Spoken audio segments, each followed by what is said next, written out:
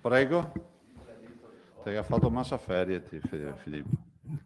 Troppo vivace. Assente. Era silente ma non assente.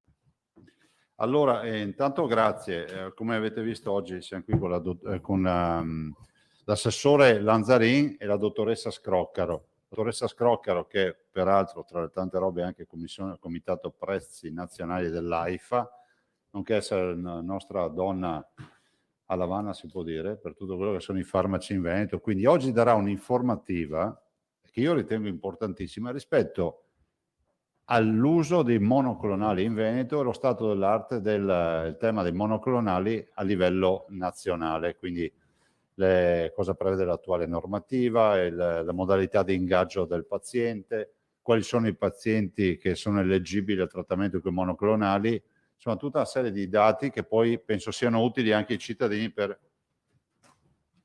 conoscere ovviamente anche questa realtà. Voi sapete che noi siamo quelli che utilizzano più monoclonali a livello nazionale.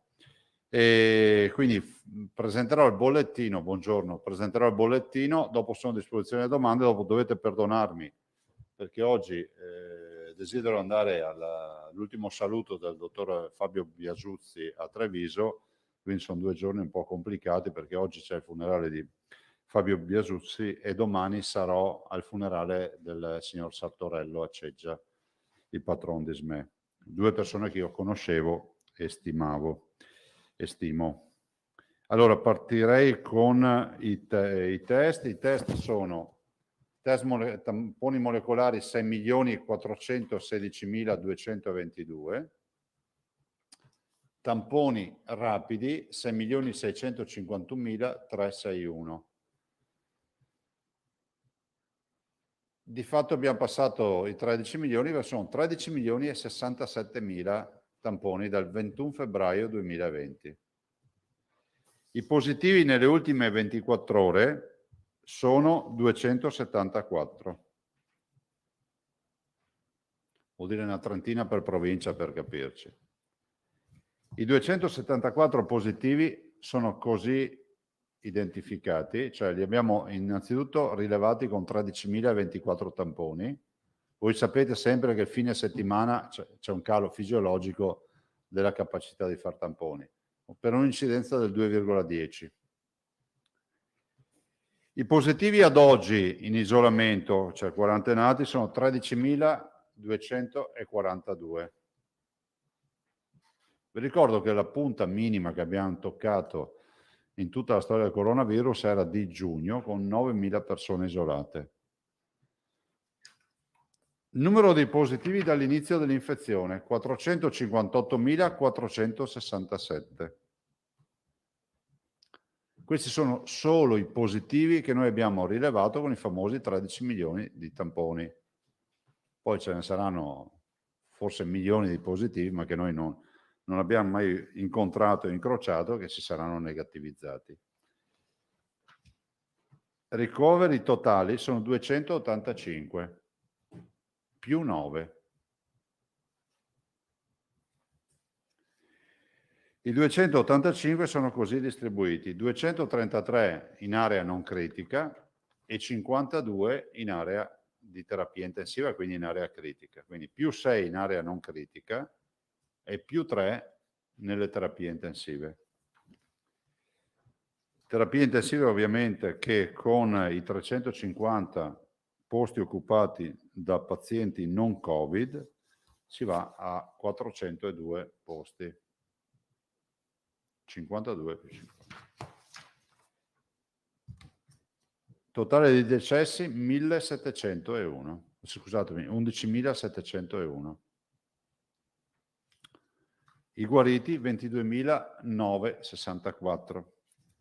Che ripeto che davanti a 458.467 positivi certificati, 22.964 hanno avuto bisogno dell'ospedale.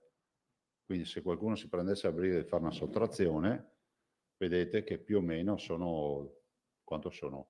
436.000 pazienti si sono curati a casa.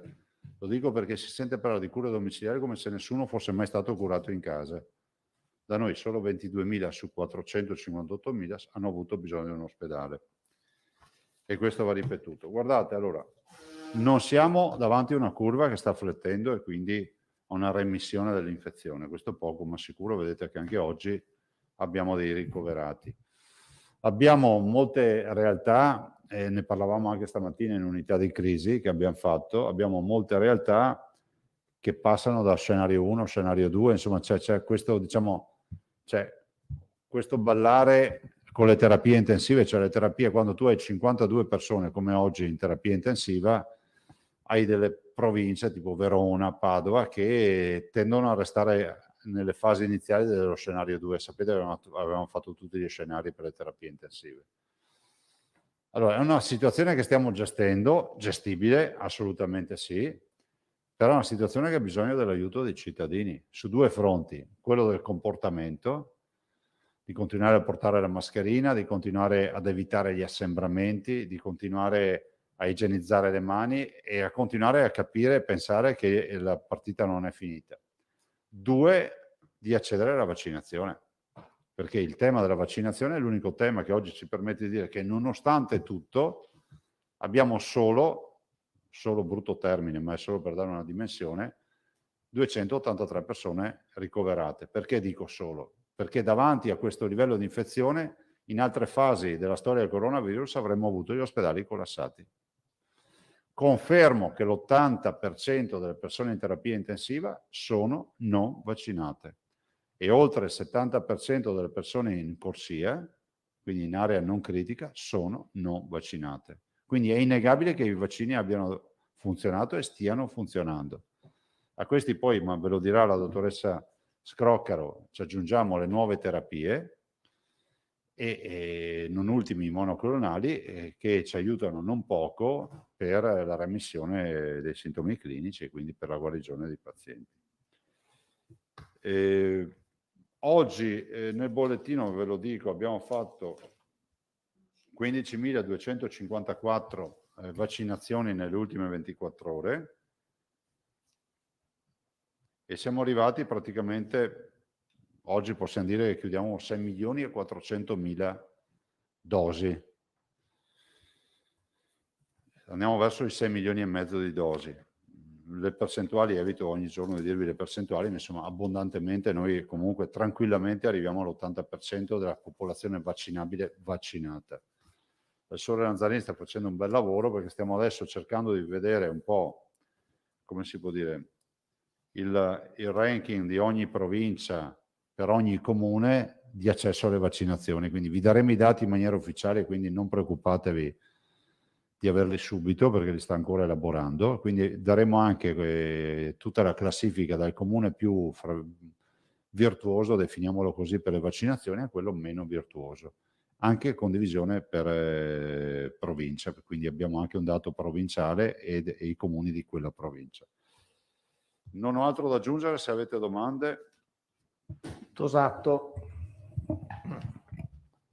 Buongiorno Presidente. Buongiorno. Ecco, io vorrei sollecitare la sua attenzione su un tema che non è, come dire, prettamente sanitario o epidemiologico, però ha una rilevanza istituzionale che investe anche la sanità come altre attività, ovvero l'autonomia. Le dico questo perché oggi sui giornali, in TV, abbiamo visto la foto di Salvini e di Giorgia Meloni abbracciati teneramente al forum, eccetera, eccetera. La domanda che viene spontanea, che secondo me non andrebbe elusa per rispetto di quanti insomma hanno creduto e credono in questo obiettivo. Se c'è una forza politica che legittimamente non crede all'autonomia, crede nel centralismo, crede nel primato dello Stato, ha già detto che non vuol sentir parlare di autonomie differenziate, ecco, questa è Fratelli d'Italia. Allora, un'alleanza tra Lega e Fratelli d'Italia potrà avere dei successi elettorali, potrà conquistare tante poltrone, potrà far felice Salvini, ma insomma agli autonomisti veri come lei, che ha promosso un referendum e ha avuto la fiducia dei veneti su questo, forse qualche dubbio potrebbe crearlo, o sbaglio? No, a me più che una domanda mi sembra una speranza sta cosa. Allora, io direi questo, intanto che ringrazio Fratelli d'Italia perché in Veneto ha sostenuto il referendum per l'autonomia, è un dato di fatto. Sono altri i partiti in Veneto che non hanno sostenuto il referendum per l'autonomia, ma siccome questa è una conferenza stampa istituzionale evito di stare qui a buttarla in bega politica. Io li ricordo gli appelli a non andare a votare, ad astenersi dalla votazione o a votare addirittura no. Io prendo atto che Fratelli d'Italia in Veneto si è assolutamente prodigata per sostenere il referendum. Quindi se si avverasse quello che dici te, vorrebbe dire che sarebbe, diciamo, screditata la parte veneta di Fratelli d'Italia o la parte lombarda, perché è accaduta la stessa cosa anche in Lombardia e anche in Emilia-Romagna. Decisamente questo non è il problema. La modernità di uno Stato non passa attraverso un dibattito tra nazionalismo e autonomismo. La modernità di uno Stato è scritta nella nostra Costituzione. Non a caso Fratelli d'Italia è un partito che difende a sprombattuto la Costituzione repubblicana, che è autenticamente federalista, al punto tale che lo stesso Einaudi, nel presentarla nel 1948, diceva ad ognuno dovremmo dare l'autonomia che si spetta. Einaudi, a dire la verità, diceva anche un'altra roba che non cito mai, diceva che il risorgimento sarà finito quando tutti avranno la loro autonomia, che è una frase ancora più bella. Punto. Finite le speranze. Ma più che altro le speranze sono quelle di chi ha votato sì al referendum. 2.273.000 veneti. E che per ora non ha visto nulla. Certo, se fosse stata una discesa saremmo già arrivati. Era tutta in salita dal giorno del referendum. Però è pur vero che questo è un percorso che i veneti hanno iniziato. Possono fregiarsi, ad esempio, di essere i veri attori protagonisti dell'apertura di questo dibattito che ormai interessa tutte le istituzioni a livello nazionale. Non nego che anche in queste ore noi stiamo trattando e parlando col ministro Gelmini, con i colleghi, quindi l'autonomia non è assolutamente qualcosa di concluso. Dopodiché, non lo dico a te, ci sono tanti che hanno sempre le soluzioni per tutti i problemi, ma continuano a restare seduti con la copertina in tribuna d'onore a guardare la partita di calcio in pieno inverno.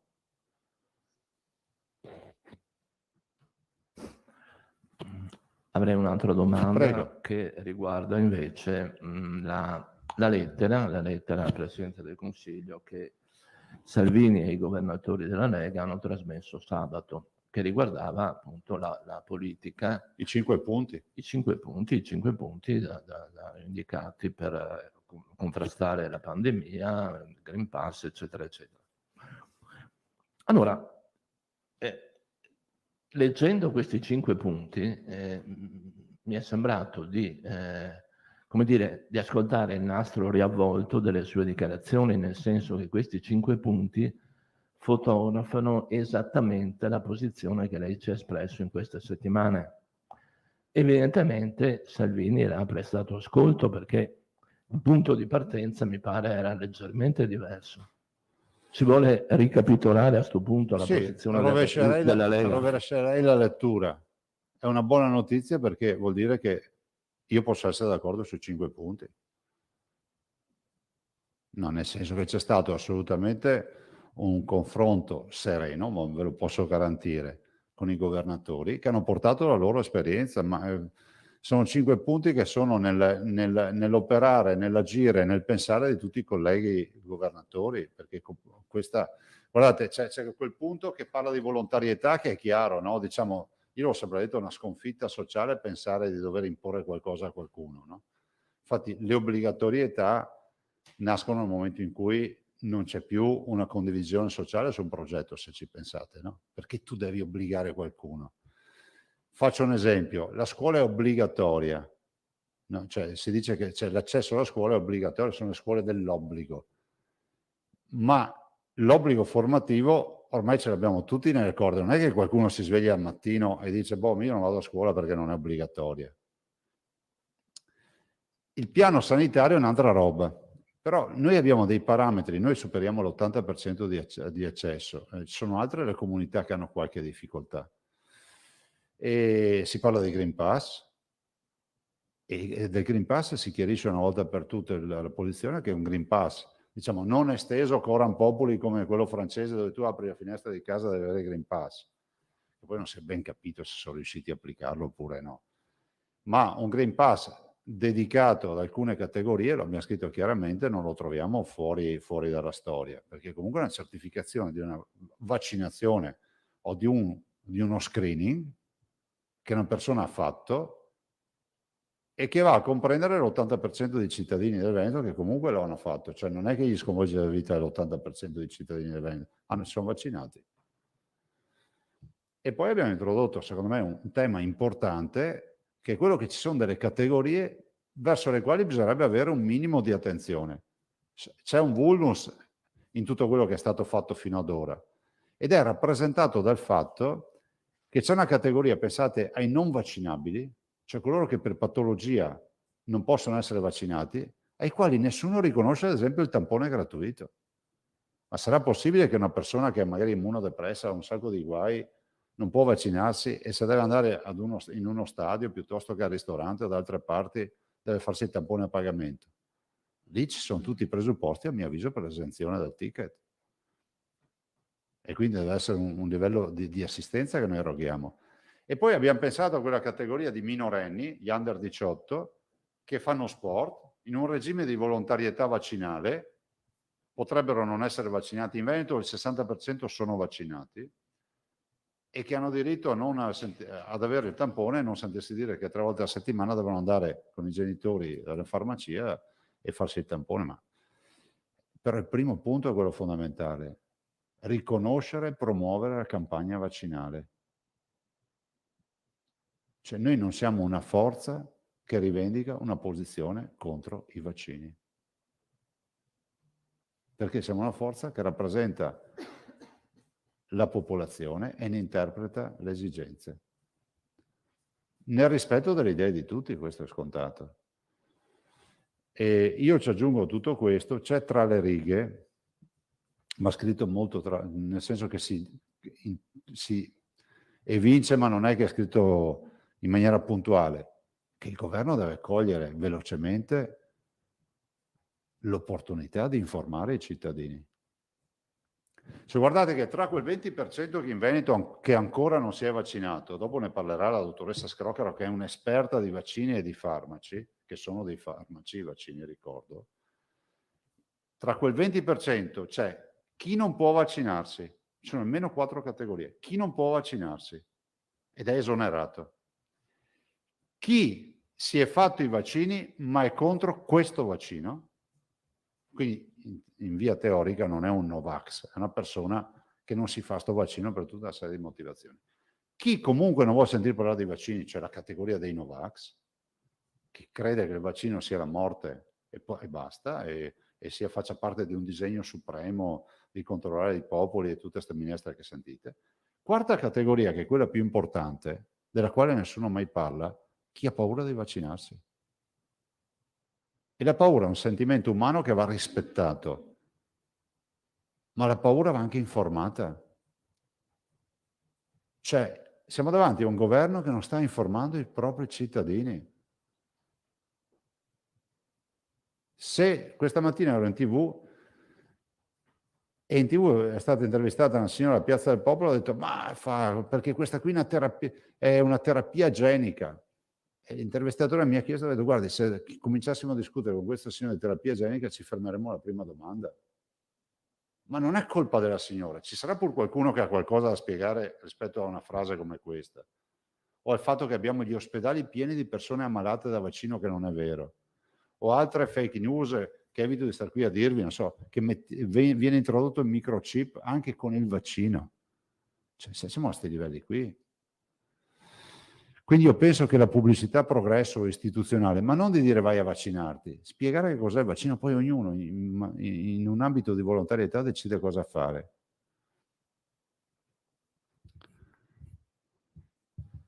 A posto? Grazie. Prego. Federica si era prenotata. Grazie, buongiorno Presidente. Buongiorno. A proposito di estensione del Green Pass obbligatorio ad alcune categorie, par di capire che da ottobre si andrà verso questo provvedimento grazie a un decreto che verrà emanato entro fine mese. E sono ricompresi anche i dipendenti della pubblica amministrazione. Le vorrei chiedere qual è la situazione per quello che lei sa nella macchina regionale, Non te lo so dire. nel senso che sono i suoi dipendenti, questi Presidente, come No, verranno no, ho gestiti? capito, ma Prendere in mano... oggi non Ah, abbiamo un ok. dato, lo possiamo rilevare, fermo restando, c'è la privacy oltretutto. Ma siete i datori di lavoro, quindi penso che dovrete Ma sì, se non ci comunicarci i nomi, ma capire come gestire la situazione, Sì, insomma, come allora, è stato fatto intanto con i sanitari. andrei per gradi. Primo grado, capire quale sarà il provvedimento che farà il governo, perché ad oggi non è dato a sapere. Nel momento in cui ci sarà il provvedimento ci saranno anche gli strumenti per il controllo, come è accaduto per i medici, e nel momento in cui ci sono gli strumenti per il controllo, ovviamente sapremo i dati con certezza, perché Certo. oggi noi non abbiamo elementi per dire se ne ho 100 vaccinati e 2000, cioè 2000 vaccinati e 100 non vaccinati. Questo non lo sappiamo, perché non è un dato a nostra disposizione. In attesa di capire comunque come sarà di per sé il principio la grada, nel senso che rientra in uno di quei 5 punti, per l'appunto, Ma obbligo con guardate, categorie. staremmo a vedere. Certo è che se ci sarà un provvedimento noi lo faremo rispettare. Ok. E sempre nel decreto dovrebbe esserci anche finalmente la disciplina della terza dose, con l'indicazione di una data per cominciare dai soggetti più fragili. Noi siamo molto preoccupati. Volevo chiedervi come pensate di gestire l'incrocio tra questa campagna e quella anti-influenzale, perché temporalmente penso che si sovrapporranno. Io spero si faccia a due braccia, nel senso 2 iniezioni che si possano fare in contemporanea, quindi intanto spero che le autorità scientifiche a livello nazionale chiariscano anche la possibilità della contemporaneità dell'iniezione Quindi unica chiamata. in un'unica chiamata. 2, è uscito uno studio forse 3 o 4 giorni fa che ho letto da qualche parte, ne leggo talmente tante, che parla del mantenimento di un'adeguata carica anticorpale per 6 mesi post vaccino. Se è così, capite che qua abbiamo tanti pezzi di ferro, è meglio che qualcuno faccia veloce per la terza dose, se servirà la terza dose, perché noi dobbiamo iniziare dai nostri anziani, dalle case di riposo, e più aspettano, più tempo ci metteremo a immunizzare i nostri anziani e le persone fragili. Quindi finora non avete fatto una valutazione se per esempio gli anziani che vivono ancora nelle loro case, non nella RSA, vanno chiamati al centro vaccinale anziché andare dal medico come succedeva di solito per No, la guardate, campagna? quando sarà deliberato con i criteri che ci darà la comunità scientifica per la terza dose con le priorità, immagino saranno i fragili, immagino saranno gli over, no? Quando sarà così dovremo fare squadra come al solito, centri vaccinali, medici di base, farmacie, tutto quello che si potrà fare, perché dobbiamo fare il maggior numero di vaccini nel minor tempo possibile. Perché guardate che gli anziani, ce lo dimentichiamo sempre, sono stati i primi vaccinati, cioè vuol dire che loro arriveranno a ottobre già con 10 mesi di vaccino sulle spalle, perché sono stati vaccinati a gennaio, febbraio i nostri anziani. O i nostri sanitari, altro aspetto sul quale andrebbe fatto un ragionamento.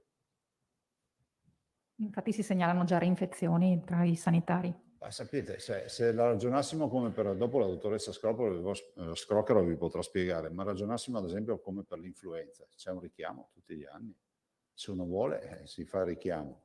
Accadrà così poi di routine anche per il Covid, che siamo al primo anno del richiamo, per cui è più normato del solito, ma poi vedrete che diventerà rutinaria sta roba, no?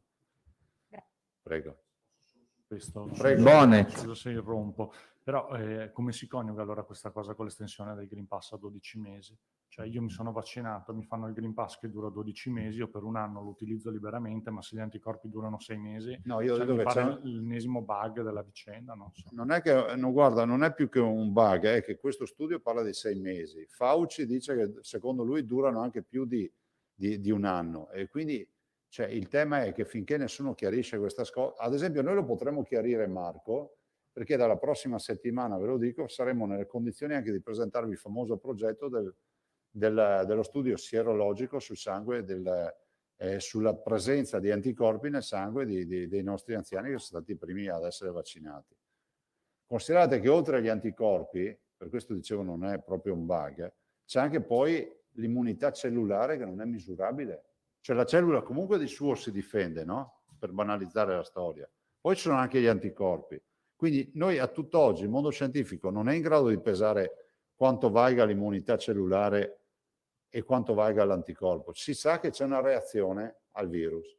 Cioè la cellula è corazzata, ma potrebbe essere ancora più aiutata se sono gli anticorpi. La cellula non è che è lì, come si può dire, flacida che si fa attaccare da tutti, cioè cerca di difendersi la cellula. Prego. Domande? Guidone? Lascio... Tu? Ah, scusa, Di Gennaro. Prego.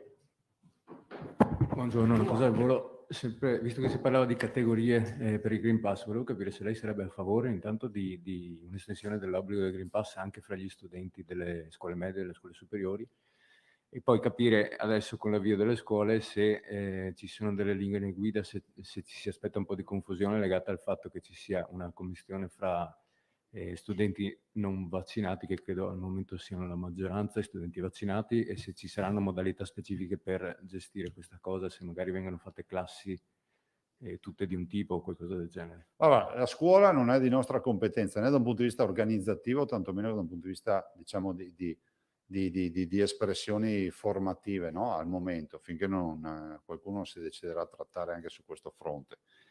E allora, noi abbiamo tutto il progetto delle scuole Sentinella che presenteremo mercoledì qui in conferenza stampa con la dottoressa Russo. Per quanto riguarda le categorie, diciamo, da Green Pass, studenti o altro, deve essere la comunità scientifica che dà l'indicazione. Di certo non posso dirlo io perché c'è un pensiero da Spalti che dico sì, no, cioè, vedremo quali saranno anche le argomentazioni che verranno portate. Onestamente ad oggi non ho visto, anche diciamo fuori fascicolo, non ho sentito parlare di questa proposta.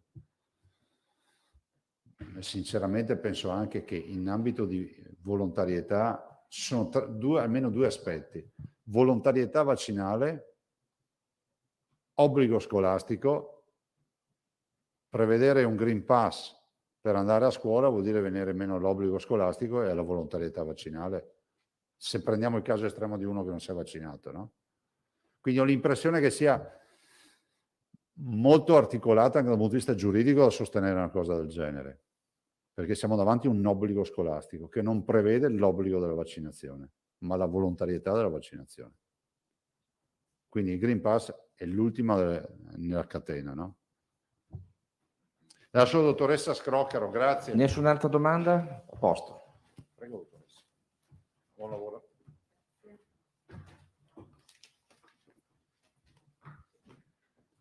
Buongiorno. Grazie. Grazie Presidente.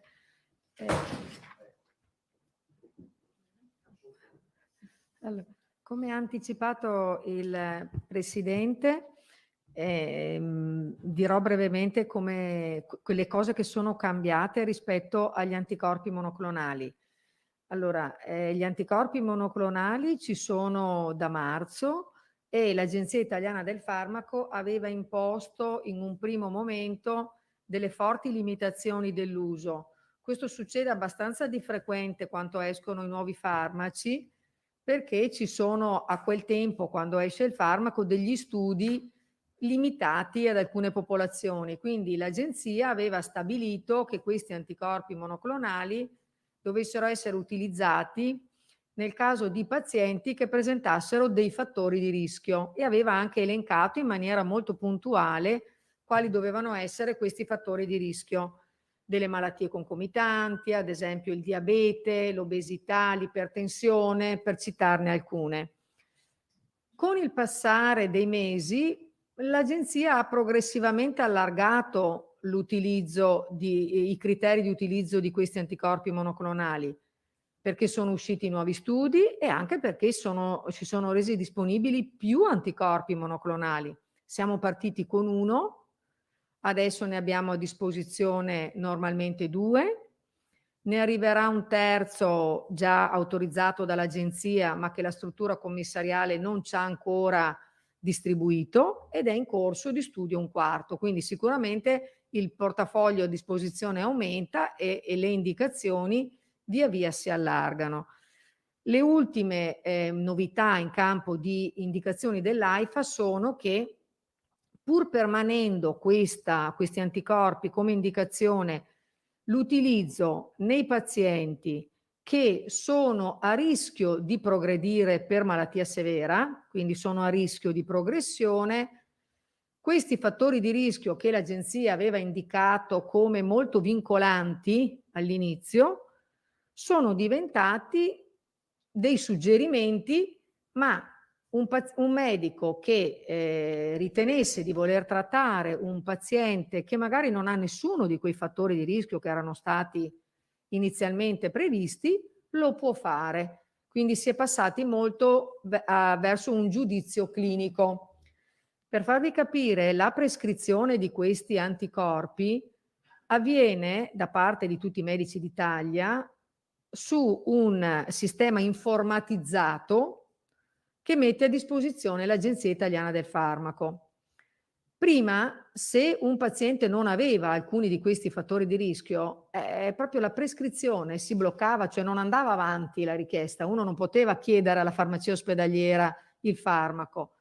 Adesso, anche se il paziente non ha nessuno di questi fattori di rischio, la prescrizione può andare avanti. Quindi oggi siamo di fronte a un farmaco che è più fruibile e che ha dato dei buoni risultati. Naturalmente, come ricorda sempre il Presidente, la prima azione da fare è vaccinarsi. Però, nonostante la vaccinazione, ci sono popolazioni, pazienti che si ammalano e diventano positivi e sviluppano dei sintomi. Questo è un farmaco, questi sono farmaci che vanno utilizzati nelle prime fasi della malattia, meglio se entro 5 giorni dallo sviluppo dei sintomi, perché riducono fortissimamente la probabilità di dover essere ricoverati. Quindi questo è poi l'effetto degli anticorpi monoclonali, che riducono la possibilità, il rischio di essere ricoverati. L'organizzazione che noi abbiamo adottato nella nostra regione ha previsto fin da subito un forte coinvolgimento da parte dei medici di medicina generale, perché sono loro che vedono il paziente, sono informati sul paziente positivo con sintomi.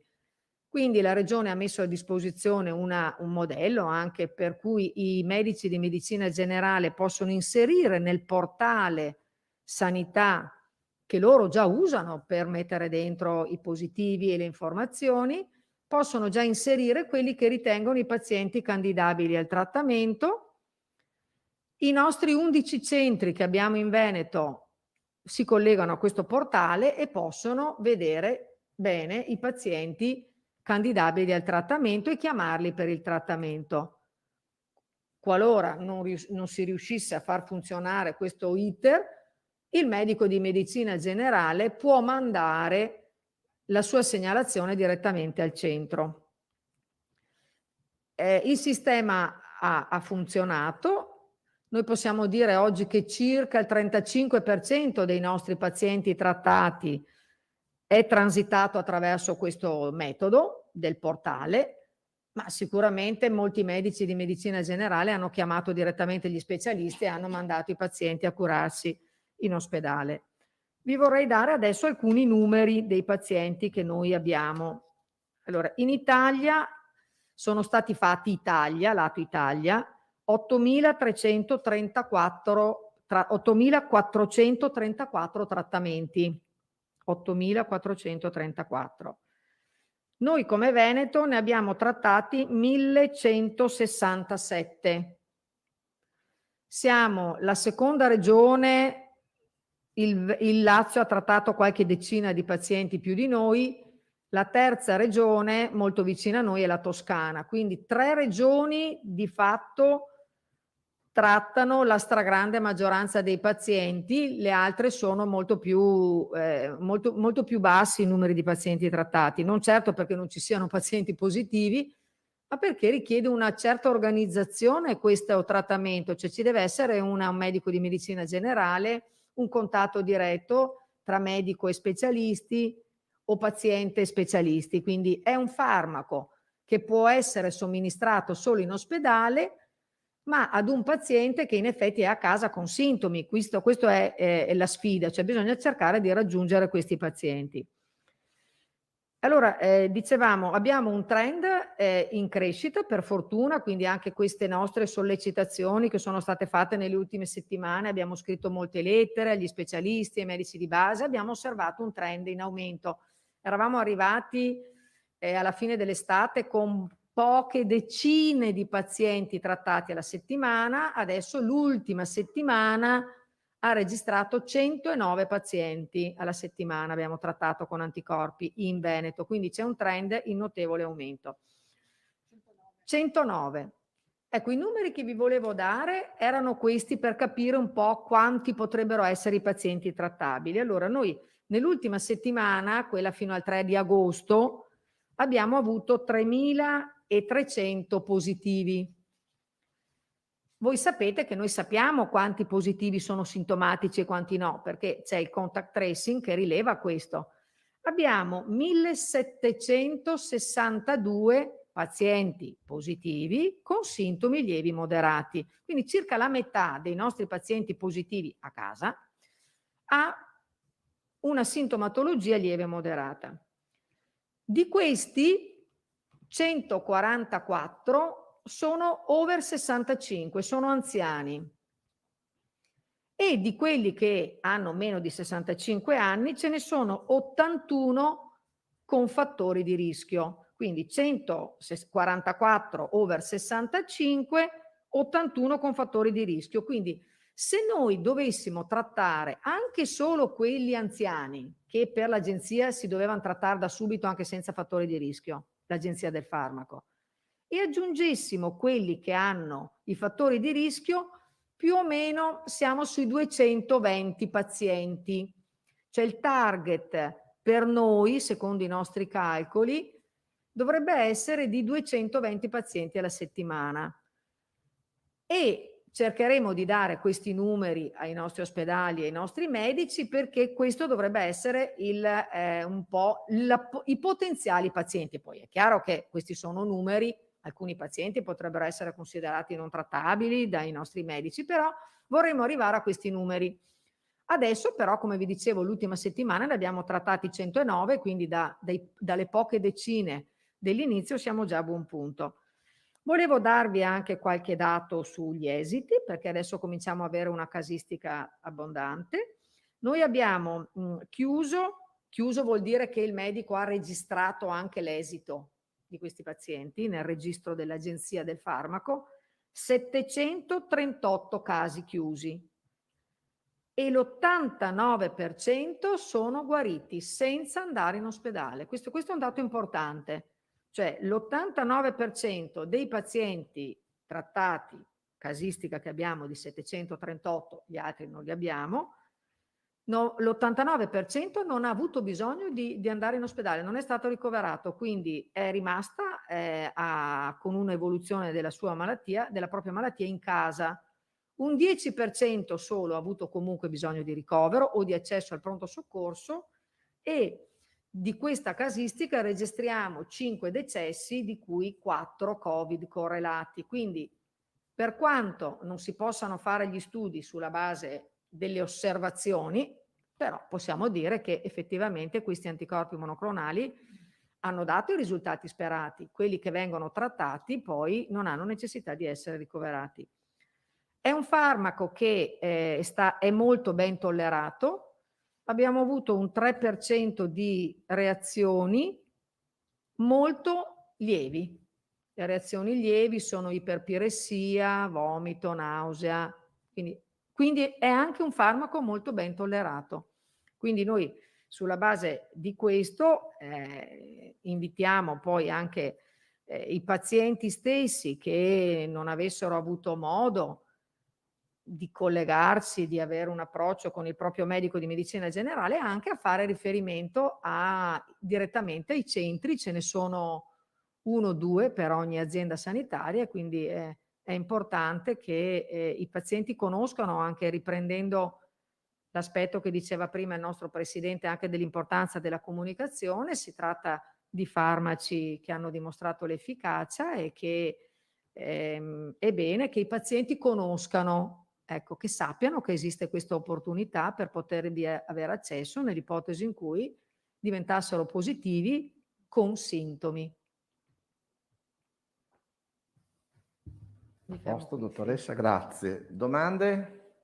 Federiva. Grazie, buongiorno. Ci ricorda, le somministrazioni avvengono in 2 fasi o una somministrazione unica? No, una sola somministrazione che dura 1 ora di osservazione in ospedale, 1 ora di somministrazione, poi un'altra ora di osservazione. Il paziente deve essere tenuto lì, ambulatorio, non è un ricovero, è un ambulatorio dell'ospedale.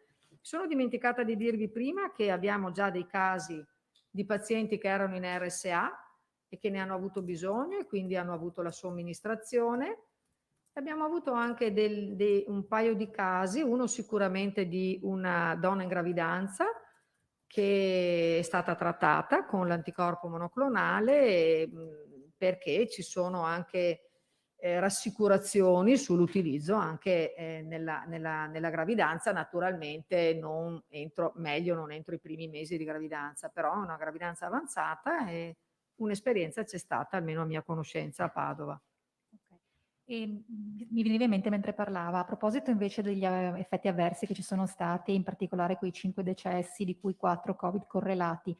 In questi casi, se non c'è apertura di un'inchiesta da parte della magistratura con prescrizione dell'autopsia, è la farmacovigilanza che poi conduce, come dire, l'indagine sulla eventuale correlazione tra la somministrazione e il decesso? Allora, io ho detto che ci sono stati 5 casi, mi sono espressa male, non sono legati, non sono effetti avversi da farmaco. Purtroppo il paziente o è arrivato tardi, cioè è deceduto da Covid in 4 casi, quindi nonostante il farmaco è morto da Covid, è proprio Covid correlato, non è legato. Non abbiamo segnalazioni di nessun decesso, neanche sulla banca dati dell'agenzia, da anticorpo monoclonale come effetto collaterale. Nessuno. Altre domande? Guidone. Sì, buongiorno dottoressa. Buongiorno. Volevo chiederle se un paziente che è affetto da una labirintite può sottoporsi a questa terapia Non mi con, pare che- con sicurezza. Non mi pare che sia tra le controindicazioni, quindi non è tra quelli che vengono esclusi. Poi il medico magari valuterà se questo può dare grossi problemi per la nausea, per i capogiri, però non è tra i criteri di esclusione.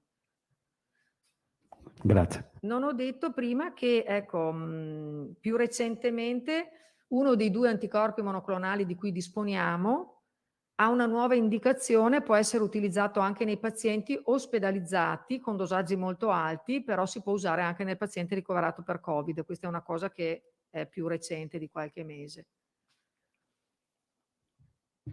Altre domande? Pittarello? Niente? Prego, Pittarello. Ah, ok, va bene, dopo la dottoressa è a vostra disposizione. Assessore, se non hai altro da aggiungere, io chiuderei qui e rilascerei la dottoressa a disposizione delle telecamere. Grazie. Va bene.